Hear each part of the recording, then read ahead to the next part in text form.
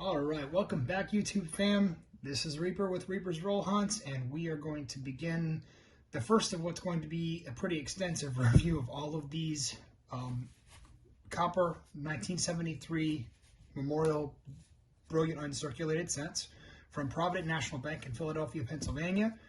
So you can see this is what the rolls look like. I love this. The quality bank for quality-minded people. Provident National Bank. Provident National Bank. There you go. Again, you can see these rolls are brilliant uncirculated. So I just wanted to go over with you something.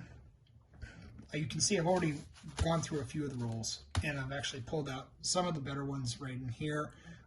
These are actually kind of my winners column. This is errors and potential issues with them. And then this back here, I'm just kind of holding on to those because I want to take a closer look at them. They're not really good or bad. They've got something with them that needs a little bit more focus. One of the things I do want to show you is that when you get rolls that say brilliant uncirculated, brilliant does not mean flawless. It just means that the luster, you can see, is really, really nice on these. And they're brilliant uncirculated. They have not been out in circulation. They came to the mint, from the mint to the bank to the customer. One thing I will show you with brilliant uncirculated, you can already see to the left of Lincoln right there, you can see some of that ring of death from the coin rolling machine and the crimper. That is evident on almost every single one of the enders. Just wanted to kind of pull that out to show you what can happen with these. Get in nice and tight there so you can see the scarring and scratching. It sucks, but I mean, what are you going to do? It does happen. I do want to show you that we've already come across one error here, mint error. There's a grease strike. I'm going to show you here in just a second. And you're going to see that grease strike pretty much annihilated the upper and lower serifs of the E.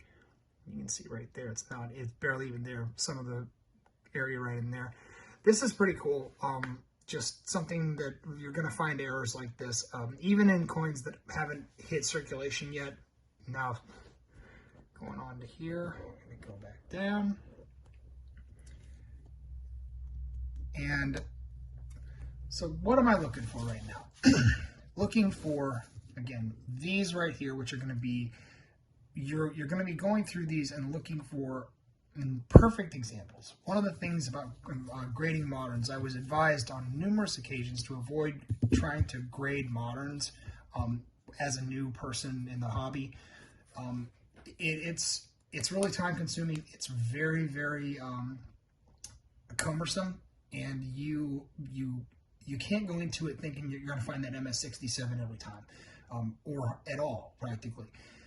Out of 100 rolls, 5,000 Lincoln cents, I'm hoping somewhere in here there's an MS67, but there might not be. Again, I think that the population, PCGS population for, I'll show you the screen here. Let's take a look at this. So PCGS population for Lincoln Memorial cents, 1973, Philadelphia Mint, in MS67. Yeah, MS67 plus, you got a population, look at that. You got a population of 3 coins. 3 coins out of all of these that have been graded have been 67. Only 51 MS67s have been found. No 68s. It doesn't look like any 68s. So now you're sitting here and looking at this, and it kind of gives you an idea. You know, let's say that among these that I've found, I've got a couple of 66s in there, maybe even a 66 plus. At $40, by the time you figure in the shipping and the grading costs, you're going to make a couple of bucks, maybe if you've got the vouchers from your membership that you're sending in and you're not paying full price for them, I mean, hey, more power to you. Then you might actually net a couple of bucks. Really, you're going to be needing a 67 or a 67 plus to be making any kind of real money with grading these kinds of coins. But back to what we were looking at here, the thing that I want you to bear in mind with these coins, especially these right here where I'm looking at them really carefully, if you're going to look at moderns, you need to be brutal with your grading. And I mean be brutal. Imagine, I'm sure that you all remember there was one teacher in high school or in college, that one professor who was just a nightmare. That person was always finding every little mistake that you could possibly make, trying to get you to strive to be better, trying to get you to be not necessarily perfect, but as close to perfect as they knew that you were capable of being. You need to be that guy or that gal when you are looking at these coins here. You want to focus on any minor imperfection because the graders most certainly will. If you're looking through here and you've got a nice shiny coin with brilliant fields and you're looking in it and there's a scratch, a big old scratch visible to the naked eye, that coin is not going to get a 67. If you're going in here on Mr. Lincoln, one of the things that you need to pay attention to is the jacket.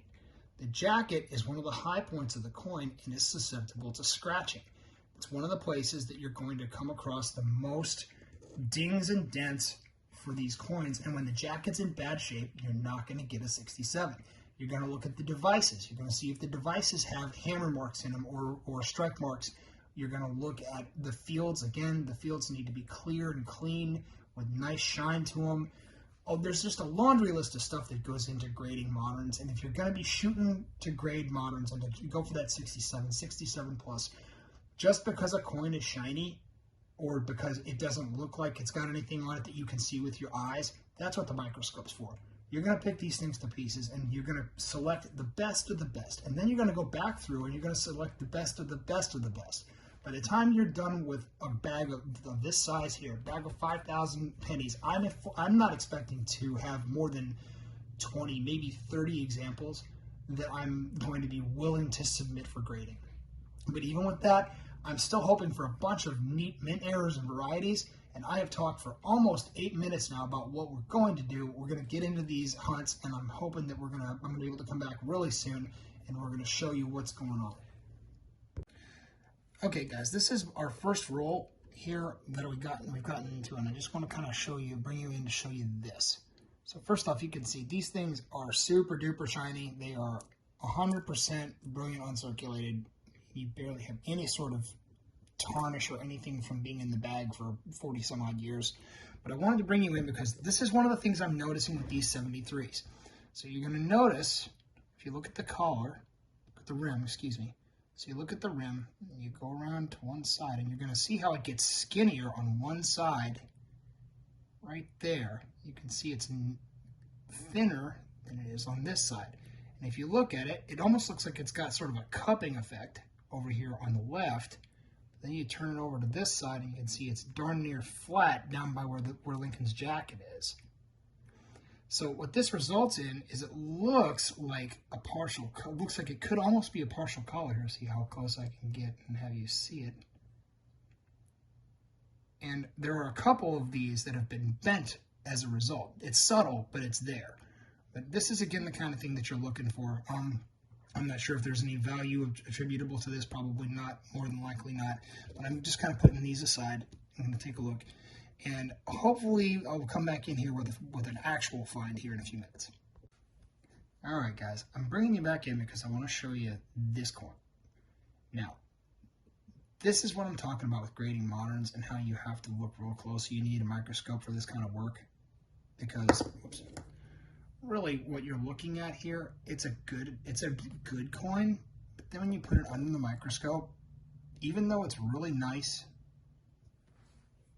from a distance, when you get up close to it, this is what you're going to see. You're going to see strike marks here and here. You're going to see Lincoln's face is all marked up right in there. You're going to see marks all over the jacket. Now, I am closer than some of the graders are going to be looking. I want to say that it's 5 times magnification, that the strikes can't be visible, or the marks can't be visible in order for it to be counted against you.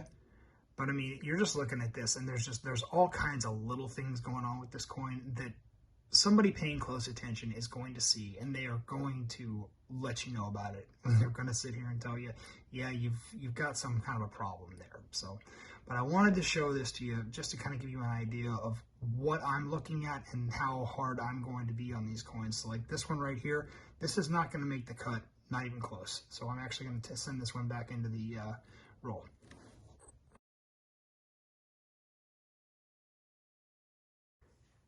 All right, guys, I'm bringing you back in here because we have one other penny right here where I'm going to have to check out some folks who know better than me. I'm trying to decide if this is a grease strike or if this is just a late stage die where the die is getting ready to fail. You can see there's super weak, a lot of weakness right there. You can barely even see the E. Again, trying to figure out whether or not this was struck through some grease, and that's what obscured the some of the devices here, or whether that is an actual proper stamp where the die is just beat to heck and they need to replace it soon. So I thought I'd bring you in for this. We're going to keep looking, and they're starting to get a couple of interesting ones here and there. All right, guys, I did want to go ahead and open up one of these live just to show you what we've got going on here and to show you that I wasn't kidding. These are the real deal. This is actual bank sealed since 1974 pennies. So we're going to start here. See if I can get the tail end to come out. Some of these things they're definitely really wedged in there, and I've been having trouble getting some of the ends off. There we go. And again, you hear that really nice peel, that nice tear.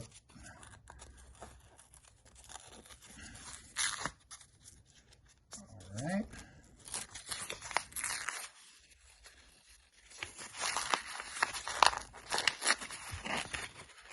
There we go. Okay. We're just going to go ahead and open it up. And you can see right there, we are talking about all kinds of beautiful, brilliant scents. And there's one that's sticking out right there. Let's see what we got going on here.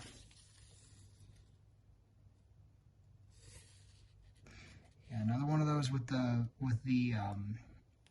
raised rim edge on one side and the lower rim edge on the other side. Again, this kind of becoming a pattern in these, I'm noticing. So, all right, well, we're gonna get back to the hunt, and I'll let you know what else we find. All right, guys, I'm bringing you back in because I just want to show you something. It's gonna be, we're getting a lot of these. This particular die that they used on the reverse of these coins, I'm gonna show you this. This die, I thought it was a grease strike before. It's not a grease strike. This is die deterioration. Look at that nonsense. This reverse die is beat to holy heck here up on the top. As you can see, all the rest of it looks pretty decent down here in the south devices. But you get up in the United, and all of a sudden around the D, everything goes to heck in a handbasket. And look at that E, and this whole thing is just blasted to heck. So what I'm hoping is that somewhere in here, we're going to start to see some of these with the entire reverse just scratched away. So hopefully that'll be something that'll come across a mint error like that. Because at this point, none of these are going to grade enough. This nonsense on the reverse is just going to take away from everything. None of them are even going to get close to a mint state grade with this. So we'll just keep looking, and I'll let you know if I find something really cool. All right, guys, I'm bringing you in here because I want to show you one of the stuff over here. I wanted to show you one of the things that I've found. Again, these rolls, a lot of these rolls they're from probably about the same time at the bank. This is really important because I've actually found several of the same error or problem with it. I want you to see this. So this is the reverse of one of these cents. And you can see right in here, the memorial, the columns right in there are pretty much obliterated. They're almost gone, destroyed. And you can see up in, there's that little flaw right in there. You can see right up in here. This is all stuff which, again, I'm trying to figure out if this is, I'm next to positive this is dye deterioration or a grease strike. I'm going to wind up going and talking to my friends at the help forum to positively identify this. But it's still pretty crazy to see, especially in this amount.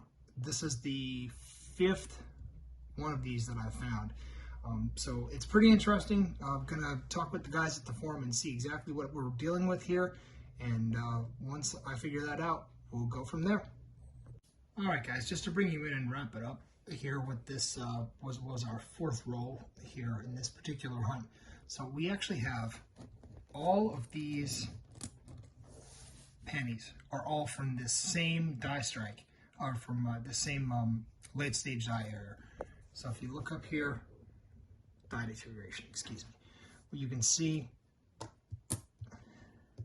we're going to go right here, and you're going to see the weakness right in here, pieces falling off and all this.